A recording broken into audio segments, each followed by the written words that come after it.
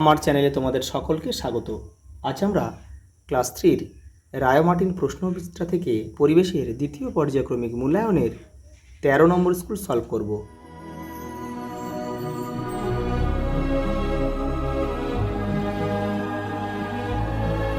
দেখো, প্রথম প্রশ্ন, পিনকোড হলো পোস্ট অফিসের নম্বর।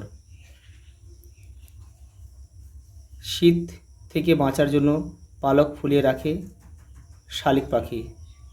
সুতির কাপড় পরতে হয় গরমকালে। উলন দড়ি নিয়ে কাজ করেন কারা? রাজমিস্ত্রিরা।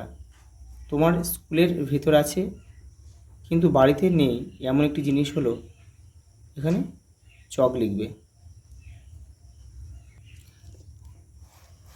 দেখো পরের প্রশ্ন, এখানে দেখো বলেছে বন্ধনীর মধ্যে থেকে সঠিক শব্দ নিয়ে শূন্যস্থান পূরণ করো।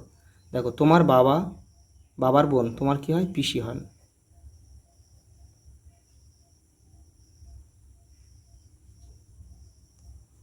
যারা এক জায়গা থেকে অন্য জায়গায় ঘুরে বেড়ান তাদের কি বলা হয়? যাযাবর। সিনথেটিক সুতো পাওয়া যায় খনিজ তেল থেকে।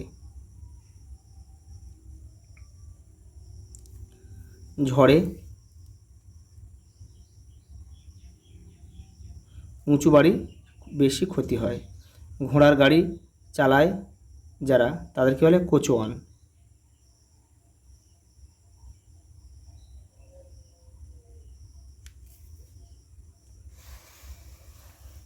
দেখো, ডান দিক বাম দিক দিয়েছে, মেলাতে হবে। বীরভূমের এখানে সদর দপ্তরগুলো দিয়েছে। বীরভূমের সদর দপ্তর হচ্ছে সিউড়ি, এখানে আমরা ক লিখব। হুগলির চুঁচুড়া। দক্ষিণ দিনাজপুরের বালুরঘাট। নদিয়ার কৃষ্ণনগর। আর মুর্শিদাবাদের বহরমপুর।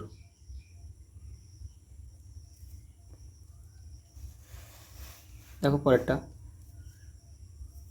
সঠিক বাক্যের পাশে সত্য ও ভুল বাক্যের পাশে মিথ্যা লিখতে হবে। ঠিক যেমন নির্দেশ দেবে তেমন লিখবে। ডাক্তারবাবুরা অ্যাপ্রন পরেন, এটা সত্য।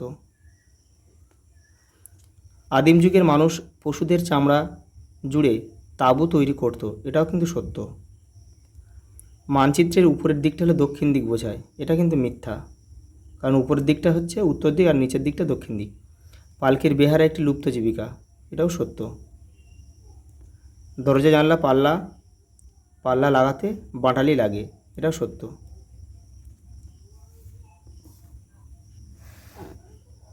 দেখো পরেরটা, কী কী কারণে জন্য বাড়ির ছাদ দরকার? রোদ, জল, ঝড় থেকে বাঁচার জন্য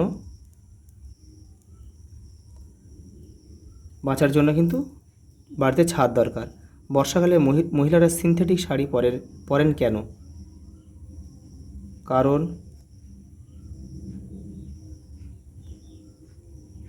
তাড়াতাড়ি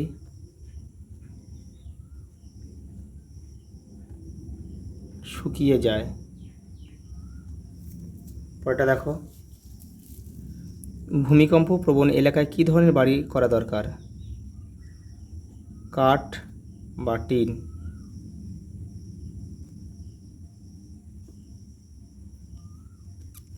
কীভাবে চিঠিতে ঠিকানা লিখতে হয়? উপরে ডান দিকে নিজের ঠিকানা আর নিচে বাম দিকে বন্ধুর ঠিকানা।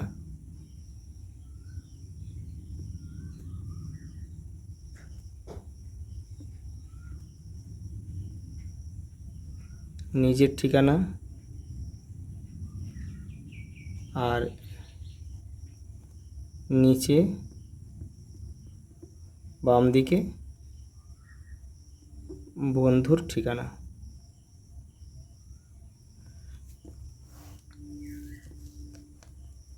দেখো, বড় রাস্তার পাশে বাড়ি হলে কি কি অসুবিধা হয়? দেখো, এটা তোমাদের বই 84 নম্বর পেজে রয়েছে। দেখো দেখো ধুলোয় ঘর ভরে যাবে। দেখো, শব্দ হবে, খুব শব্দ হবে, বাড়িঘর কাঁপিয়ে যাবে। আচ্ছা, এই পর্যন্ত, দেখা হবে পরের ভিডিও।